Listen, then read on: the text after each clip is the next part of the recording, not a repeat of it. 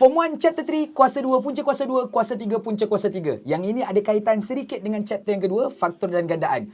First of all, kena senaraikan dahulu. Apakah faktor bagi 32? Ada 1, 32, 2, 16, 4, 8. Ini sebab saya ada salah dengan video hari tu kan. Okey, daripada banyak-banyak ni Wak, yang mana ada kuasa 2 sempurna? Kita ada 16 dan juga kita ada 4. Tapi kalau nak permudahkan, kita ambil yang 16 ini. Sebab bila kita tukarkan 16, dia akan jadi 16 didarabkan dengan 2. Yang ini kalau kita tukarkan dia punca kuasa 2, kita akan dapat punca kuasa 2 16, punca kuasa 2 2. Yang ini dah tukar jadi 4, dapatlah 4 punca kuasa 2. Habis tu boleh tak kalau kita pilih yang bawah ni? Kita try kejap. Kalau kita pilih yang bawah, punca kuasa 4 darabkan dengan punca kuasa 8, cek kejap.